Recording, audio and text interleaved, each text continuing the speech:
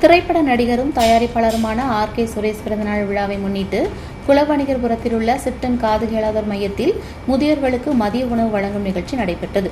இந்த நிகழ்ச்சியில் பிரபல தொழிலதிபர் கட்டளை ராஜா சிறப்பு விருந்தினராக கலந்து கொண்டு அங்கு தங்கியிருந்த முதியோர்களுடன் கேக் வெட்டி மதிய உணவை வழங்கினார்.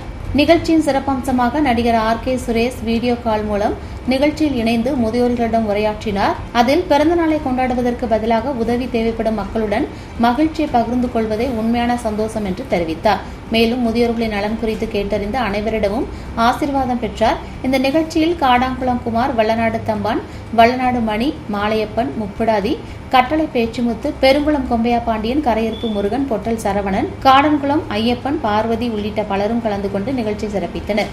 முதியோர்களுக்கு உணவு வழங்கிய இந்த மனிதநேய நிகழ்ச்சி அப்பகுதியில் நிகழ்ச்சியை ஏற்படுத்தியது. நிகழ்ச்சிக்கான ஏற்பாட்டினை தொழிலதிபர் கட்டளை ராஜா சிறப்பாக செய்திருந்தார்.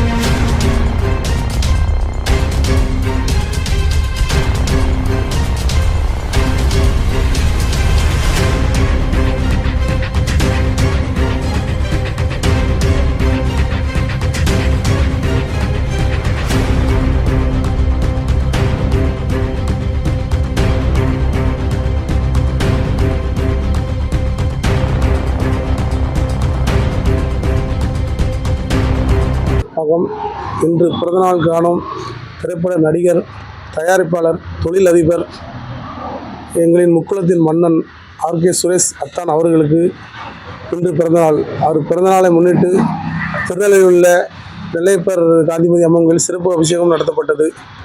பாளையங்கோட்டையில் உள்ள காது கேளாதோர் இல்லத்தில் வைத்து பெரியவங்களுக்கு கேக்கு வெட்டி அன்னதானம் வழங்கப்பட்டது. அவர் இன்று போல் என்றும் திரைத்துறையிலும் அரசியலிலும் உண்மையிலும் வளர அந்த இறைவனை நாங்கள் வேண்டுகிறோம். இன்று பிறந்தநாள் காணும் அன்பு அண்ணன் திரைப்பட நடிகர் ஆர்.கே. சுரேஷ் அவர்களின் பிறந்தநாளை முன்னிட்டு இன்று நெல்லையப்பர் சுவாமி கோவில் சிறப்பு அபிஷேகம் மற்றும் அலங்கார தீபம் நடைபெற்றது. இந்த ஏற்பாடை கட்டளை ராஜா அவர்கள் செய்திருந்தார்கள். அதனைத் தொடர்ந்து மதிய உணவு ஏற்பாடு பாளையங்கோட்டை காது கேளாதோர் பள்ளி நடைபெற்றது. அங்கு கேக் வெட்டி முதியோர்களுக்கு இனிப்புகள் வழங்கப்பட்டது மற்றும் அசைவ விருந்து வழங்கப்பட்டது.